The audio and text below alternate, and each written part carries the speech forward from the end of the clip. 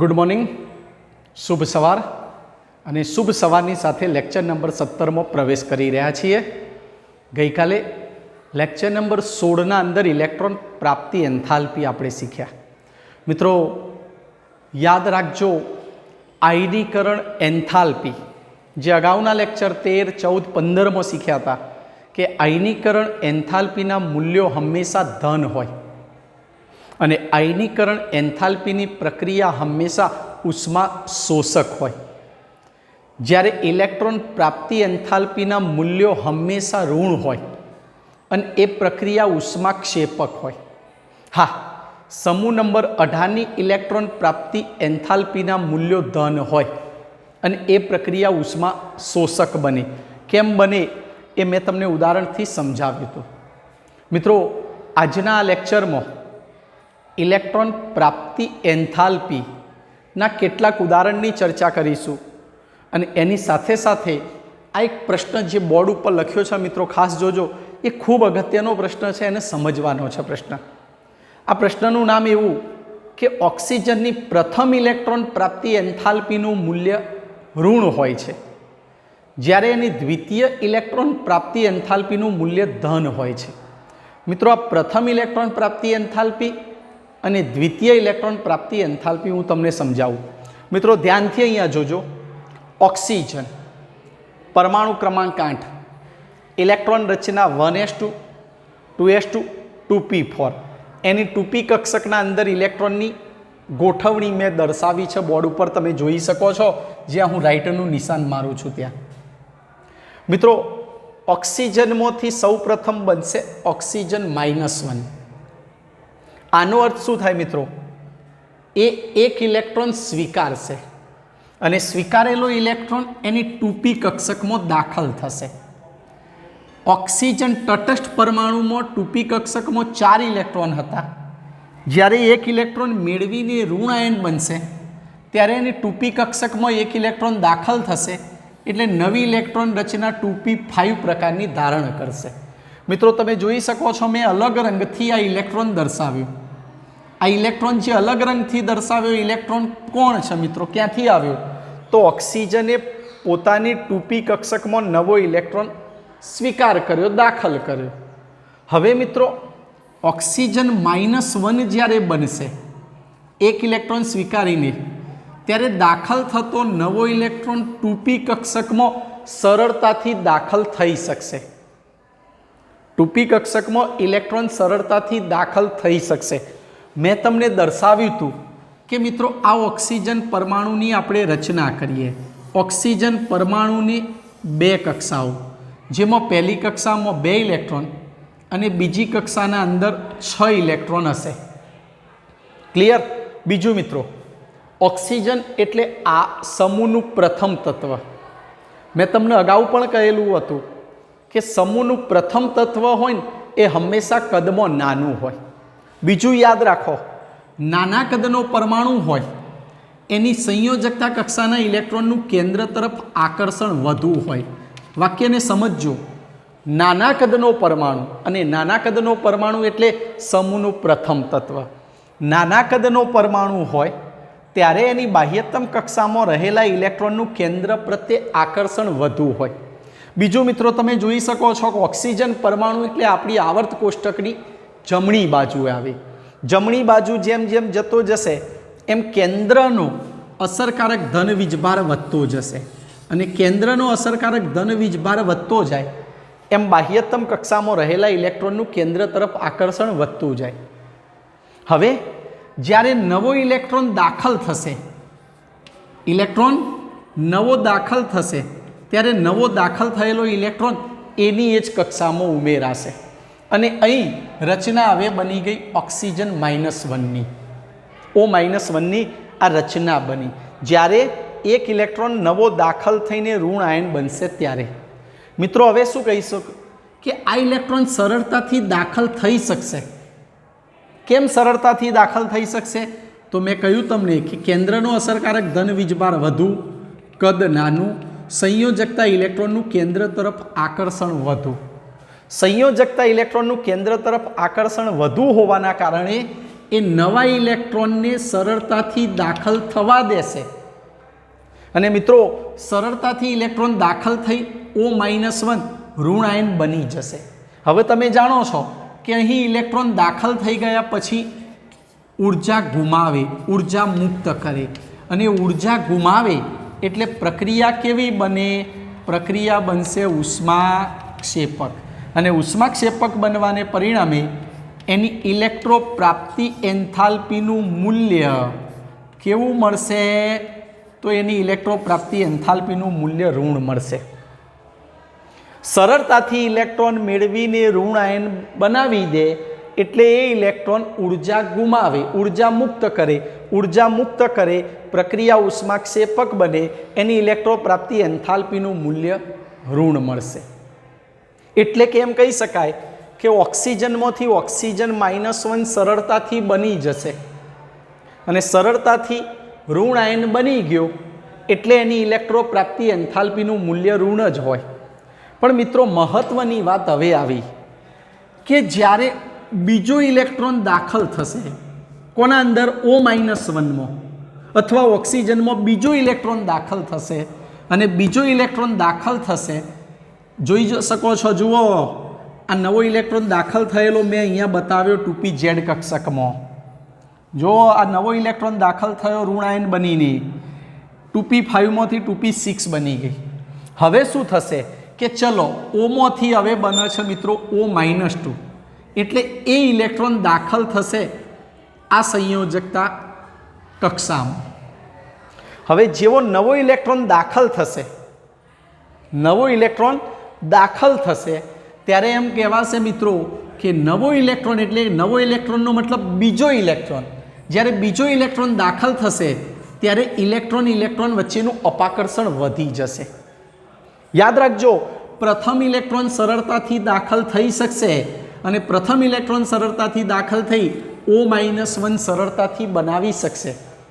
પણ જ્યારે બીજો ઇલેક્ટ્રોન દાખલ કરીને O-2 બનશે ત્યારે નવો દાખલ થયેલો ઇલેક્ટ્રોન એના સંયોજકતા ઇલેક્ટ્રોન વચ્ચે અપાકર્ષણ અનુભવશે. અહીંયા ઇલેક્ટ્રોન ઇલેક્ટ્રોન વચ્ચેનું અપાકર્ષણ વધી જશે.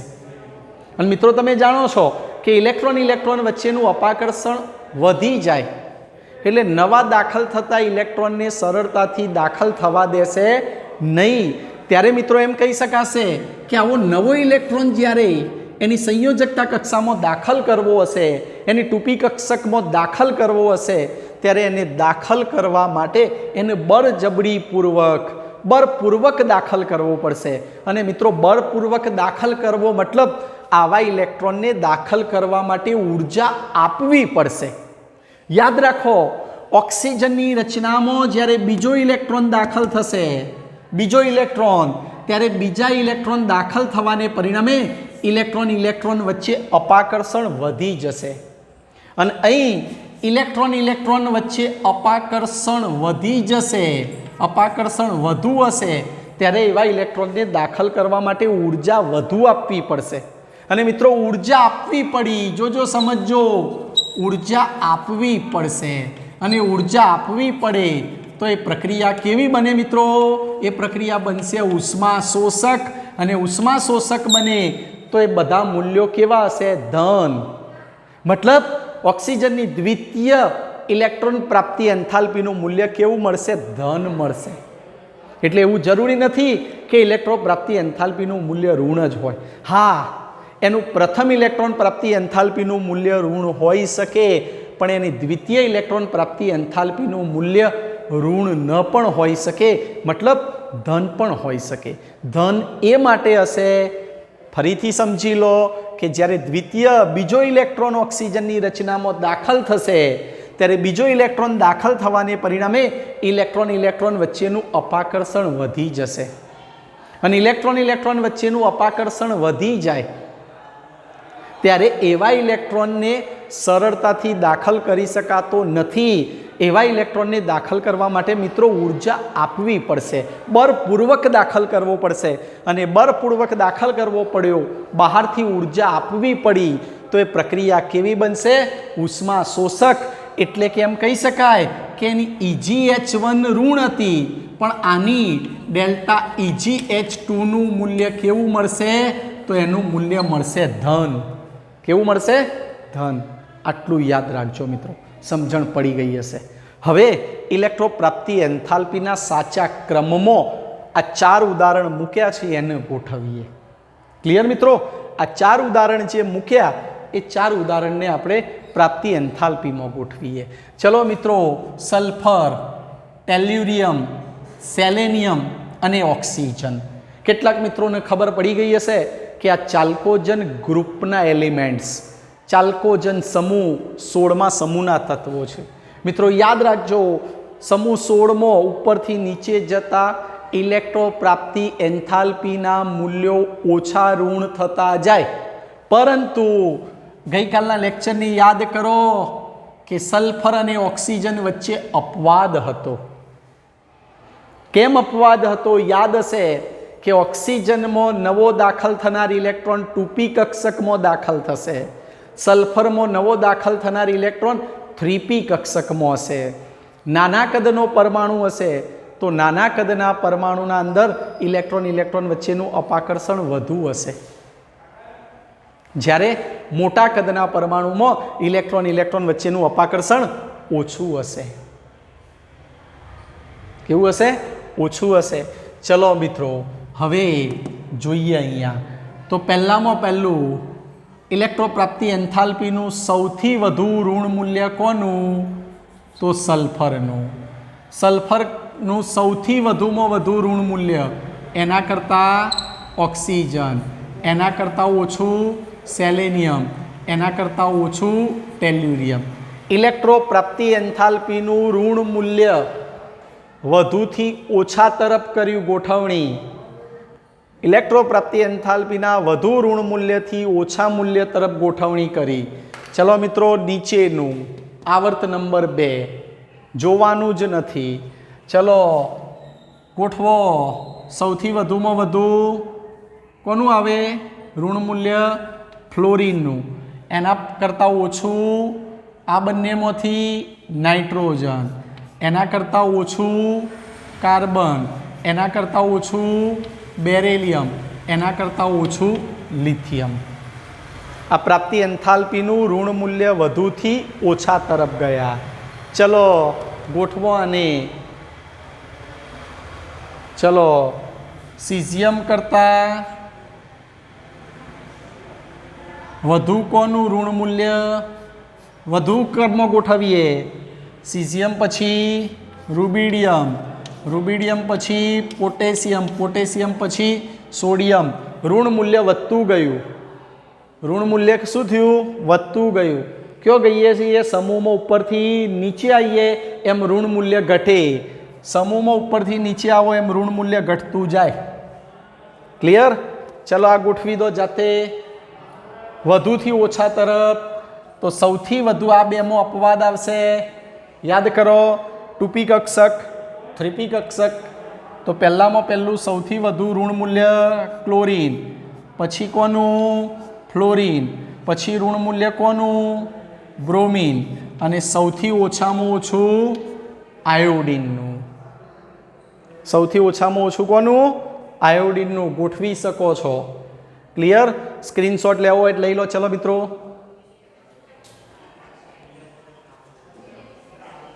ચલો સ્ક્રીનશોટ લેવાઈ ગયો મિત્રો? ઓકે. હવે આને હું કાઢી નાખું છું. એક ઉદાહરણ ગોઠવીએ. ફોસ્ફરસ. જોજો મિત્રો, આને ગોઠવવાનો છે. ફોસ્ફરસ, સલ્ફર, ક્લોરીન અને ફ્લોરિન. મને એક જવાબ આપો કે આ ચારમાંથી સૌથી વધુમાં વધુ ઋણ મૂલ્ય કોનું અને સૌથી ઓછામાં ઓછું ઋણ મૂલ્ય કોનું? વિચારો. આવર્ત કોષ્ટક જુઓ.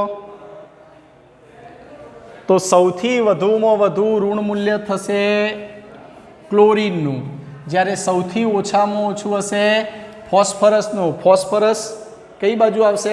ડાબી બાજુ. પછી કોણ આવે? સલ્ફર. પછી કોણ આવે?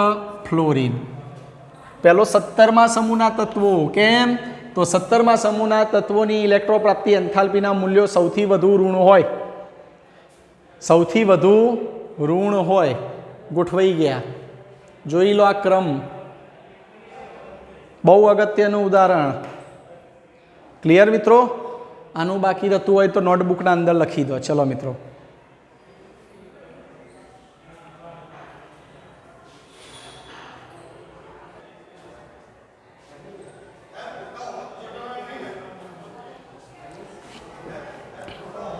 ચલો મિત્રો, હવે નવા ટોપિકની ચર્ચા કરીશું, જે ટોપિક ખૂબ અગત્યનો મિત્રો. પ્રકરણ નંબર 4 માટે આ ટોપિકનું મહત્ત્વ ખૂબ રહેશે મિત્રો. જે ટોપિકનું નામ છે વિદ્યુત ઋણતા. કૌંસમાં મેં લખ્યું EN. E એટલે ઇલેક્ટ્રોન અને N એટલે નેગેટિવિટી. ઇલેક્ટ્રોન નેગેટિવિટી જેને કહેવાય છે વિદ્યુત ઋણતા. મિત્રો, વિદ્યુત ઋણતાની ડેફિનેશન, એની વ્યાખ્યા આપીશું કે રાસાયણિક સંયોજનોમાં સહસંયોજક બંધના ઇલેક્ટ્રોન યુગ્મને પોતાની તરફ આકર્ષવાના ગુણધર્મને વિદ્યુત ઋણતા કહે છે. રાસાયણિક સંયોજનોમાં સહસંયોજક બંધના ઇલેક્ટ્રોન યુગ્મને પોતાની તરફ આકર્ષવાના ગુણધર્મને વિદ્યુત ઋણતા કહે છે. મિત્રો, HCl એક ઉદાહરણથી સમજીએ. 10મા ધોરણમાં શીખીને આવ્યા છો મિત્રો. HCl, અહીં હાઇડ્રોજન અને ક્લોરીન વચ્ચે સહસંયોજક એક બંધની રચના થઈ HCl નામનું રાસાયણિક સંયોજન બનશે. હાઇડ્રોજન અને ક્લોરીન વચ્ચે સહસંયોજક એક બંધ બની રાસાયણિક સંયોજન HClનું નિર્માણ થશે. મિત્રો, તમને યાદ હશે કે સહસંયોજક એક બંધ ક્યારે બને? જ્યારે સંયોજકતા કક્ષાના એક ઇલેક્ટ્રોનની ભાગીદારીથી બંધ રચાય તો એવા બંધને સહસંયોજક એક બંધ તરીકે ઓળખીશું. મિત્રો, અહીંયા તમે જોઈ શકો છો કે હાઇડ્રોજન અને ક્લોરીન વચ્ચે બંધ રચાયો. મિત્રો, હાઇડ્રોજન પરમાણુ ક્રમાંક 1, સંયોજકતા કક્ષામાં ઇલેક્ટ્રોન 1.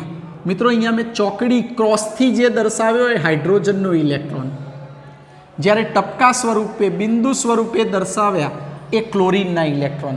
મિત્રો, યાદ કરાવી દઉં, ભૂલી ગયા હોય તો 10મા ધોરણમાં સહસંયોજક બંધ બને ત્યારે બંધની રચનામાં માત્ર ને માત્ર સંયોજકતા કક્ષાના ઇલેક્ટ્રોન જ ભાગ લે.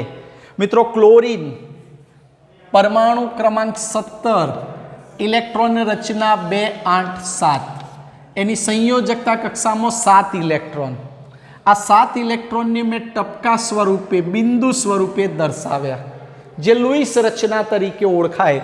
પ્રકરણ નંબર 4માં શીખીશું કે પરમાણુની સંજ્ઞા કરીને, જોજો મિત્રો સાંભળજો, પરમાણુની સંજ્ઞા લખીને એની આસપાસ એની સંયોજકતા કક્ષાના ઇલેક્ટ્રોનને ટપકા સ્વરૂપે દર્શાવી બનતી રચનાને લુઈસ રચના તરીકે ઓળખાય. એટલે આ Clની આસપાસ જે મેં ટપકા દોર્યા એ લુઈસ રચના કરી. લુઈસ રચનામાં માત્ર ને માત્ર સંયોજકતા કક્ષાના ઇલેક્ટ્રોન જ ભાગ લે. આ સંયોજકતા કક્ષાના ઇલેક્ટ્રોન 7 આવી ગયા. મિત્રો, ક્લોરીનની અષ્ટક રચના પૂર્ણ કરવા માટે 1 ઇલેક્ટ્રોનની જરૂર. અને હાઇડ્રોજન એનું નજીકનું નિષ્ક્રિય તત્વ હિલિયમ જેવું બનશે. અને મિત્રો, હિલિયમના અંદર 2 ઇલેક્ટ્રોન, એટલે હાઇડ્રોજનની 1 ઇલેક્ટ્રોનની જરૂર પડશે. અને અગાઉના લેક્ચરમાં મેં કહ્યું હતું કે આવી રચનાને દ્વિક સંવૃત રચના તરીકે ઓળખાય. મિત્રો, યાદ રાખજો, હિલિયમની રચનાને દ્વિક સંવૃત રચના કહેવાય, જ્યારે હિલિયમ સિવાય બાકીના નિયોન, આર્ગોન, ક્રિપ્ટોનની અષ્ટક રચના તરીકે ઓળખાય. 8 ઇલેક્ટ્રોન હોય. હિલિયમની સંયોજકતા કક્ષામાં 2, એટલે એને દ્વિક સંવૃત ઇલેક્ટ્રોન રચના તરીકે ઓળખવામાં આવશે. એટલે હાઇડ્રોજન હિલિયમ જેવી રચના ધારણ કરશે, જ્યારે ક્લોરીન એનું નજીકનું નિષ્ક્રિય તત્વ આર્ગોન જેવી અષ્ટક રચના પૂરી કરશે. તમે જોઈ શકો છો, ક્લોરીનની અષ્ટક રચના પૂરી થઈ ગઈ, 8 ઇલેક્ટ્રોન. હાઇડ્રોજનની દ્વિક સંવૃત રચના પૂરી થઈ ગઈ. અહીંયા 1 ઇલેક્ટ્રોનની ભાગીદારી થઈ સહસંયોજક એકબંધ બની અને HCl નામનું રાસાયણિક સંયોજન બની ગયું. પણ હવે સૌથી મહત્વની વાત મિત્રો સાંભળજો કે H અને Cl વચ્ચે બંધ રચાયો. જોજો મિત્રો, H અને Cl વચ્ચે બંધ રચાયો, હાઇડ્રોજન અને ક્લોરીન વચ્ચે બંધ રચાયો. એક જ મિનિટ મિત્રો.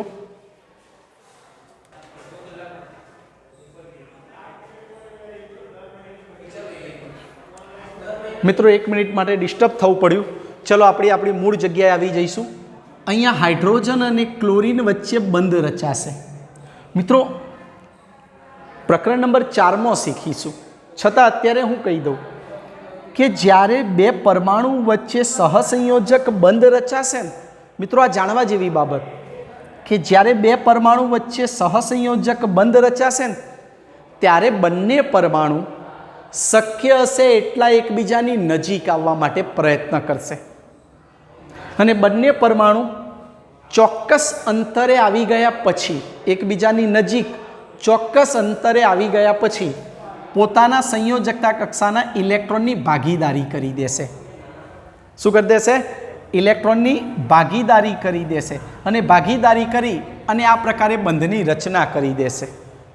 પણ મિત્રો એવું કહી શકાશે કે આ બંનેમાંથી જેની વિદ્યુત ઋણતા વધુ હશે, મિત્રો આ જાણવા જેવી બાબત સાંભળજો, આ બંનેમાંથી જેની વિદ્યુત ઋણતા વધુ હશે. હવે વિદ્યુત ઋણતા આવી, વિદ્યુત ઋણતા કોને કહેવાય એ પણ સમજી લઈએ આના અંદર. મિત્રો આ જે તમે જોઈ શકો છો ને એ હાઇડ્રોજનનો ઇલેક્ટ્રોન, આ ઇલેક્ટ્રોન ક્લોરીનનો. અહીંયા એક એક ઇલેક્ટ્રોનની ભાગીદારી થઈ. અહીં શું થયું?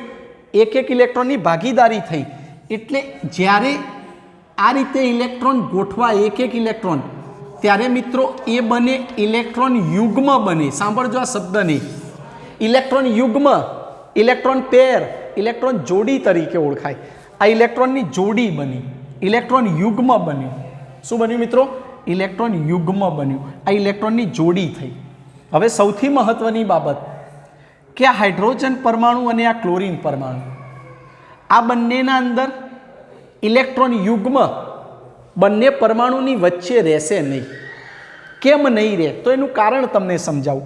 આમ બીજા કોઈ પણ પરમાણુમાં બંધ રચાય તો બંને પરમાણુ વચ્ચે જ્યારે બંધ રચાશે ને ત્યારે આ ભાગીદારીનું ઇલેક્ટ્રોન યુગ્મ લગભગ બંને પરમાણુના વચ્ચે ચોક્કસ અંતરે ગોઠવાશે.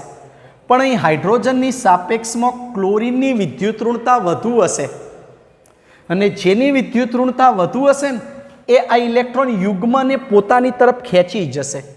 આ ઇલેક્ટ્રોન યુગ્મ વચ્ચે નહીં રહે. કેમ નહીં રહે? તો ક્લોરીનની વિદ્યુત ઋણતા વધુ હશે અને ક્લોરીનની વિદ્યુત ઋણતા વધુ હોવાના કારણે આ ઇલેક્ટ્રોન યુગ્મ હશે ને એ ઇલેક્ટ્રોન યુગ્મ ક્લોરીન પરમાણુ તરફ ખેંચાશે. એટલે આ ઇલેક્ટ્રોન યુગ્મ આ ક્લોરીન પરમાણુ તરફ વધુ ખેંચાયેલું રહેશે. કોની તરફ રહેશે? ક્લોરીન. એટલે એમ કહી શકાય કે બંનેમાંથી જેની વિદ્યુત ઋણતા વધુ હશે એ તરફ આ ઇલેક્ટ્રોન યુગ્મ ખેંચાશે અને આવા ઇલેક્ટ્રોન યુગ્મને પોતાની તરફ ખેંચવું, પોતાની તરફ આકર્ષિત કરવાનો ગુણધર્મ એટલે વિદ્યુત ઋણતા. યાદ રાખો કે આ ઇલેક્ટ્રોન યુગ્મ વચ્ચે રહેવાને બદલે ક્લોરીન પરમાણુ તરફ વધુ ખેંચાયેલું રહેશે. આનો અર્થ એવો થયો કે હાઇડ્રોજન કરતાં ક્લોરીનની વિદ્યુત ઋણતા વધુ અને જેની વિદ્યુત ઋણતા વધુ હોય એ ઇલેક્ટ્રોન યુગ્મને પોતાની તરફ ખેંચી રાખશે. એટલે ઇલેક્ટ્રોન યુગ્મ કોની તરફ વધારે હશે? ક્લોરીન તરફ. વચ્ચે નહીં હોય. વચ્ચે કોની અંદર રહે એ પણ તમને કહું કે માની લો બે ક્લોરીન પરમાણુ, બંને પરમાણુ એક જ સમાન, બંને પરમાણુની સંયોજકતા કક્ષામાં એક જ સરખા 7 ઇલેક્ટ્રોન. જોજો મિત્રો, બંને પરમાણુની સંયોજકતા કક્ષામાં 7 ઇલેક્ટ્રોન. અહીં બંને પરમાણુ વચ્ચે એક એક ઇલેક્ટ્રોનની ભાગીદારી થઈ, બંધ બની ગયો, બંનેની અષ્ટક રચના પૂરી. તો અહીં શું થયું મિત્રો? જોજો, આ ઇલેક્ટ્રોન યુગ્મ હશે ને બંને ક્લોરીનનું ઇલેક્ટ્રોન યુગ્મ સેન્ટરમાં રહેશે. જોજો, સાંભળજો, આ જાણવા જેવી બાબત. આ ભાગીદારીનું જે ઇલેક્ટ્રોન યુગ્મ હતું, સાંભળજો મિત્રો, આ જે ભાગીદારીનું ઇલેક્ટ્રોન યુગ્મ હતું જ્યાં બંધ બન્યું એ ભાગીદારીનું ઇલેક્ટ્રોન યુગ્મ અહીંયા સેન્ટરમાં જ રહેશે, વચ્ચે જ રહેશે. કેમ? તો બંને પરમાણુ એક જ સરખા છે અને બંને પરમાણુ એક સરખા હોવાને કારણે બંનેની વિદ્યુત ઋણતા સમાન હોય એટલે કોઈ એક તરફ ખેંચાવાને બદલે એ સેન્ટરમાં રહેશે. પરંતુ જ્યારે બે પરમાણુ જુદા જુદા હશે અને એના અંદર બંધ રચાતો હશે અને એ બે પરમાણુમાંથી જેની વિદ્યુત ઋણતા વધુ હશે એ ઇલેક્ટ્રોન યુગ્મને પોતાની તરફ ખેંચી જશે. એટલે અહીં જે સેન્ટરમાં રહ્યું એવું સેન્ટરમાં રહેશે નહીં. સેન્ટરમાં રહેવાને બદલે કોની તરફ ખેંચાયેલું રહેશે? ક્લોરીન પરમાણુ તરફ ખેંચાયેલું રહેશે. મિત્રો આટલું સ્ક્રીનશોટ લઈ લો, પછી આગળ ચર્ચા કરીએ.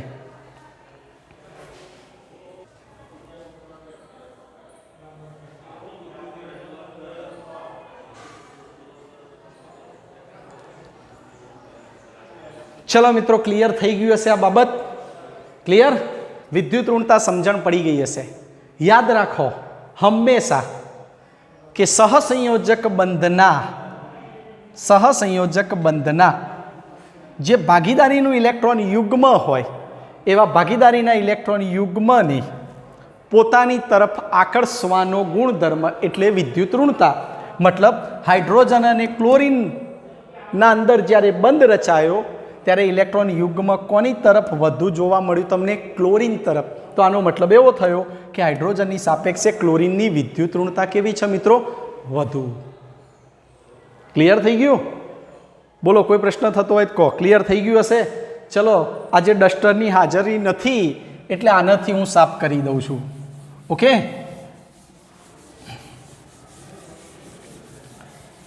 ચલો મિત્રો, હવે આગળ જઈશું આજ મુદ્દામાં.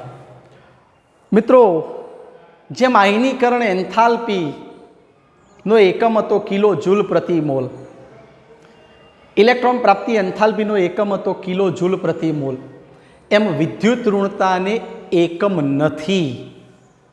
યાદ રાખજો, વિદ્યુત ઋણતાને કોઈ એકમ નથી અને વિદ્યુત ઋણતા માપવા માટેની કોઈ ચોક્કસ પદ્ધતિ પણ નથી. જેમ આયનીકરણ એન્થાલ્પીનું કે ઇલેક્ટ્રોન પ્રાપ્તિ એન્થાલ્પીનું મૂલ્ય માપી શકાય છે એમ વિદ્યુત ઋણતાનું ચોક્કસ મૂલ્ય માપવા માટે કોઈ પદ્ધતિ નથી. છતાં મિત્રો, વિદ્યુત ઋણતાના સંદર્ભમાં જુદા જુદા વૈજ્ઞાનિકોએ પોતાનું મંતવ્ય રજૂ કરેલું, જેમાં 3 વૈજ્ઞાનિકોનો સમાવેશ થાય છે. નંબર 1 મુલિકન જાફે. બીજા વૈજ્ઞાનિક જેનું નામ હતું ઓલરેડ રોચોવ. અને ત્રીજા વૈજ્ઞાનિક આવ્યા અમેરિકન વૈજ્ઞાનિક જેનું નામ હતું પાઉલિંગ. બહુ અગત્યની બાબત, આને યાદ રાખજો, પેલા યાદ ન રહે તો ચાલશે. આ અમેરિકન વૈજ્ઞાનિક આવ્યા જેનું નામ હતું પાઉલિંગ અને આ પાઉલિંગે વિદ્યુત ઋણતા માટેનો માપક્રમ રજૂ કર્યો. મુલિકન જાફે રજૂ કર્યો, ઓલરેડ રોચોવે રજૂ કર્યો. પણ જે પાઉલિંગે વિદ્યુત ઋણતાનો માપક્રમ રજૂ કર્યો એ માપક્રમને માન્ય રાખ્યો. એટલે વિદ્યુત ઋણતા માપવા માટે પાઉલિંગ માપક્રમને જ ધ્યાનમાં લેવામાં આવશે. કયો માપક્રમ મિત્રો? પાઉલિંગ. પાઉલિંગ એ વૈજ્ઞાનિકનું નામ, અમેરિકન વૈજ્ઞાનિક, અને એના નામ ઉપરથી વિદ્યુત ઋણતાનો માપક્રમ એટલે પાઉલિંગ માપક્રમ. અને આ પાઉલિંગ માપક્રમ અનુસાર એને સૌથી વધુ વિદ્યુત ઋણ, બહુ અગત્યની બાબત યાદ રાખજો, સૌથી વધુ વિદ્યુત ઋણ ફ્લોરિનને ગણ્યું. આવર્ત નંબર 2 અંદર, આવર્ત નંબર 2ના તત્વોમાં સૌથી વધુ વિદ્યુત ઋણ ફ્લોરિનને ગણ્યું અને એની વિદ્યુત ઋણતા એને 4 લીધી. 40 ન સમજતા હો મિત્રો, 4, ફક્ત 4. જ્યારે એના સંદર્ભમાં એ આવર્તમાં સૌથી ઓછું વિદ્યુત ઋણ ગણ્યું, વિદ્યુત ઋણતા ઓછી ગણી તો એ લિથિયમની ગણી, 1 લીધી. લિથિયમની વિદ્યુત ઋણતા 1 અને ફ્લોરિનની વિદ્યુત ઋણતા 4. એટલે કે લિથિયમથી ફ્લોરિન સુધીના આવર્ત નંબર 2ના તત્વોમાં પાઉલિંગ માપક્રમ અનુસાર સૌથી વધુ વિદ્યુત ઋણતા ધરાવતું હતું ફ્લોરિન. સૌથી વધુ વિદ્યુત ઋણતા કોણ ધરાવતું હતું? તો સૌથી વધુ વિદ્યુત ઋણતા ધરાવતું હતું ફ્લોરિન. જ્યારે એ જ આવર્તમાં ઓછી વિદ્યુત ઋણતા કોની હતી? લિથિયમની. એટલે સૌથી વધુ વિદ્યુત ઋણતા ફ્લોરિનની 4 એકમ અને લિથિયમની 1 એકમ લેવામાં આવી. ક્લિયર થઈ ગયું મિત્રો? હવે જેના અનુસંધાનમાં તમારે હવે ધ્યાનથી સાંભળજો, પાઉલિંગ માપક્રમ યાદ રહેશે, કાઢી નાખું છું મિત્રો. ક્લિયર? વ્યાખ્યા પણ કાઢી નાખું છું મિત્રો. અને હવે જે હું કહું છું એ યાદ રાખજો. મેં તમને અગાઉ મિત્રો કહેલું કે આયનીકરણ એન્થાલ્પીના મૂલ્યો યાદ રાખવાની જરૂર નથી. જો યાદ રહે તો લિથિયમનું 520 અને સોડિયમની 496 કિલો જૂલ પ્રતિ મોલ, આ બેની યાદ રાખજો, બીજાની જરૂર નથી. ઇલેક્ટ્રો પ્રાપ્તિ એન્થાલ્પીમાં પણ કોઈની જરૂર નથી. જો યાદ રહે તો ઓક્સિજનની -141 કિલો જૂલ પ્રતિ મોલ, સલ્ફરની -200 કિલો જૂલ પ્રતિ મોલ. એ જ રીતે ફ્લોરિનની -328 કિલો જૂલ પ્રતિ મોલ, જ્યારે ક્લોરિનની -349 કિલો જૂલ પ્રતિ મોલ. આટલાની યાદ રાખજો. હવે વિદ્યુત ઋણતા યાદ રાખવાની છે મિત્રો. વિદ્યુત ઋણતા યાદ રાખશો, પણ એના પહેલાં હું કહી દઉં મિત્રો, થોડીક બીજી પછી આપણે એના મૂલ્યો જોઈએ. સૌથી મહત્વની વાત યાદ રાખજો, સમૂહમાં ઉપરથી નીચે આવતા, વાક્ય નોંધ કરતા રહેજો, સમૂહમાં ઉપરથી નીચે આવતા વિદ્યુત ઋણતાનું મૂલ્ય ઘટે. આવર્તમાં ડાબી બાજુથી જમણી બાજુએ જતા વિદ્યુત ઋણતા વધે. બે વાક્યો નોટના અંદર નોંધ કરો. સમૂહમાં ઉપરથી નીચે જતા વિદ્યુત ઋણતાનું મૂલ્ય ઘટે. આવર્તમાં ડાબી બાજુથી જમણી બાજુએ જતા વિદ્યુત ઋણતાનું મૂલ્ય વધે. મિત્રો આના ઉપરથી એક વાત ક્લિયર થશે કે વિદ્યુત ઋણતાનો સીધો સંબંધ, નોટના અંદર નોંધ કરજો ખાસ, વિદ્યુત ઋણતાનો સીધો સંબંધ અધાત્વીય ગુણધર્મ સાથે. બહુ અગત્યની બાબત નોંધ કરજો. અધાત્વીય ગુણધર્મ વધે, વિદ્યુત ઋણતા વધે. અને અધાત્વીય ગુણધર્મ કયો વધશે મિત્રો? આવર્તમાં ડાબી બાજુથી કયો જાઓ છો? જમણી બાજુ. આવર્તમાં ડાબી બાજુથી જમણી બાજુએ જશો એમ અધાત્વીય ગુણધર્મ વધતો જશે. અધાત્વીય ગુણધર્મ વધે તો વિદ્યુત ઋણતા પણ વધે. સમપ્રમાણનો સંબંધ. એ જ રીતે વિદ્યુત ઋણતા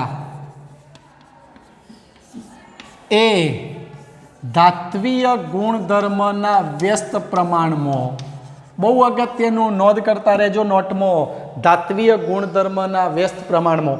ધાત્વીય ગુણધર્મ વધે તો વિદ્યુત ઋણતા ઘટે. કયો જશો? સમૂહમાં. કયો જવાનું? ઉપરથી નીચે. ઉપરથી નીચે જાઓ તો શું થાય છે મિત્રો? ધાત્વીય ગુણધર્મ, બોલો, ધાત્વીય ગુણધર્મ વધે.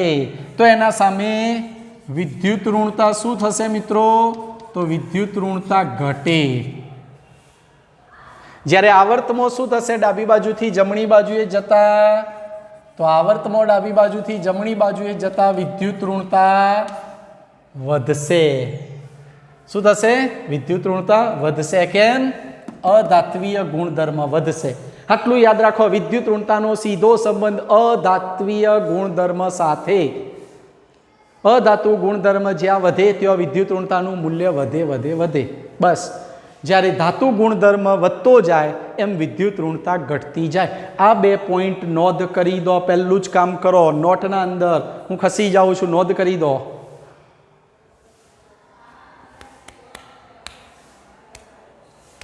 થઈ ગયું મિત્રો? ક્લિયર થઈ ગયું? હવે મહત્વની વાત આવી. કઈ બાબતને જોઈશું? કે વિદ્યુત ઋણતા માટે. ક્લિયર? સમજણ પડી ગઈ? હા મિત્રો, હવે જોજો. હવે હું આવર્ત નંબર 2 ના તત્વો લખું છું. n બરાબર 2, આવર્ત number 2. Lithium, beryllium, boron, carbon, nitrogen, oxygen, fluorine. નિયોનની જરૂર નથી. n બરાબર 3, sodium, magnesium, aluminium, silicon, phosphorus, sulphur અને ક્લોરિન. ક્લિયર? આનું મૂલ્ય મેં અગાઉ કીધું 1, આનું મૂલ્ય 4.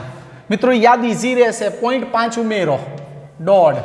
0.5 ઉમેરો 2, 0.5 ઉમેરો 2.5, 0.5 ઉમેરો 3, 0.5 ઉમેરો 3.5. અહીંથી 0.5 ઉમેરતા જશો, ઇઝી વસ્તુ. ક્લિયર? હવે સોડિયમના અંદર 9, 0.3 ઉમેરો 1.2, 0.3 ઉમેરો 1.5, 0.3 ઉમેરો 1.8. 9, 3, 12 આ રીતે યાદ રાખજો. 9, 3, 12, 3, 15, 3, 18, 18 ને 3, 21, 18 ને 3, 21, 21 ને 4, 25. અહીંયા 4નો ડિફરન્ટ આવશે અને 25 ને 5, 30. અહીંયા 5નો ડિફરન્ટ. જુઓ, અહીંથી લઈને અહીં સુધી 0.3 ઉમેરો થયો, અહીંથી લઈને અહીં 0.4 વધ્યા અને અહીંથી લઈને અહીં 0.5 વધ્યા. જોઈ લો એક વખતે. આ રીતે જ બોલવાનું. 9, 3, 12, 3, 15, 3, 18, 3, 21. ઇઝી યાદ રહેશે. 9, 3, 12, 3, 15, 3, 18, 3, 21, 4, 25, 4, 25, 5, 30. થઈ ગયું? યાદ રહી ગયું? રહી ગયું હશે. ચલો ક્લિયર? હવે હું આને કાઢી નાખું છું નીચેનો ભાગ. હવે મિત્રો તમે જુઓ, પહેલી વાત જોજો હો ખાસ. આ આવર્તમાં તમે ક્યાં જાઓ છો? ડાબી બાજુ, જમણી બાજુ. તમે જોઈ શકો છો. તો શું નોંધ કરશો અહીંયા? નોંધ એવી કરશો કે વિદ્યુત ઋણતાનું મૂલ્ય શું થશે? વધે છે. ક્લિયર ને? જોઈ જો, વધી ગયું. નીચેનો જુઓ આવર્ત વધતું ગયું. હવે જોજો આ શું બન્યું? આ બે માટે સમૂહ બન્યો કે ના બન્યો? બન્યો. સમૂહમાં ઉપરથી નીચે આવો છો એમ વિદ્યુત ઋણતાનું મૂલ્ય ઘટતું જાય. જુઓ બધા આ રીતે સમૂહ બનશે. ઊભું આયોજન ઊભી ગોઠવણી કરશો તો સમૂહ બની ગયો. બની ગયો. જુઓ ઉપરના તત્વનું, નીચેની તત્વનો, બંનેને જુઓ, ચેક કરો. વાક્ય શું યાદ રાખવાનું? સમૂહમાં ઉપરથી નીચે જતા વિદ્યુત ઋણતા ઘટે. કેમ? ધાત્વીય ગુણધર્મ વધે તો વિદ્યુત ઋણતા ઘટે. ક્લિયર? અધાત્વીય ગુણધર્મ વધે, અધાત્વીય ગુણધર્મ વધે, વિદ્યુત ઋણતા વધી. ક્લિયર થઈ ગયું મિત્રો? સમજણ પડી ગઈ હશે. વિદ્યુત ઋણતામાં આ મૂલ્યો જેટલા મોઢે યાદ રાખશો એટલો ખૂબ ફાયદો.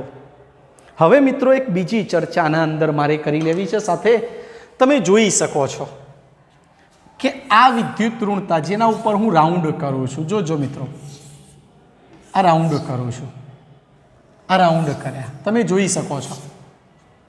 જેના ઉપર મેં રાઉન્ડ કર્યા, બીજા આવર્ત અને ત્રીજા આવર્તમાં તમને મૂલ્યો સમાન દેખાય છે. દેખાય છે મિત્રો? આપણે એક ઉદાહરણ લઈએ. કાર્બનનું 2.5 સામે સલ્ફરનું પણ 2.5. હવે પ્રશ્ન એ થશે કે સાહેબ આ બંને, જોજો મિત્રો ખાસ સાંભળજો, હોશિયાર વિદ્યાર્થીઓ ધ્યાન આપજો. આ બંનેના વિદ્યુત ઋણતાના મૂલ્યો સમાન. આ બંનેના વિદ્યુત ઋણતાના મૂલ્યો સમાન. છતાં હું એક બાબત કહું કે કાર્બનથી વધુ વિદ્યુત ઋણ કોણ? સલ્ફર. ભલે બંનેના વિદ્યુત ઋણતાના મૂલ્યો સમાન હોય, બંનેના વિદ્યુત ઋણતાના મૂલ્યો સમાન હોય, પણ કાર્બનની સાપેક્ષમાં સલ્ફર વધુ વિદ્યુત ઋણ. કેમ? તો નોંધ કરવી હોય તો નોંધ કરી રાખો મિત્રો. હું વાક્ય બોલું છું, નોંધ કરજો કે આવર્તમાં તમે જમણી બાજુ જે તત્વ હોય, કાર્બનની સાપેક્ષમાં જમણી બાજુ કોણ છે? સલ્ફર. કાર્બનની સાપેક્ષમાં સલ્ફર જમણી બાજુ ગણાય, અને જમણી બાજુ ગણાય તો એનો અધાત્વીય ગુણધર્મ વધુ ગણાય. કાર્બનની સાપેક્ષે સલ્ફર જમણી બાજુ, કાર્બનની સાપેક્ષે સલ્ફરનો અધાત્વીય ગુણધર્મ વધુ, અને જેનો અધાત્વીય ગુણધર્મ વધુ એની વિદ્યુત ઋણતા વધુ. એટલે કાર્બનની સાપેક્ષમાં વધુ વિદ્યુત ઋણ કોને ગણશો? સલ્ફરને. એ જ રીતે નાઇટ્રોજનની સાપેક્ષમાં વધુ વિદ્યુત ઋણ કોને ગણશો? તો ક્લોરીનને.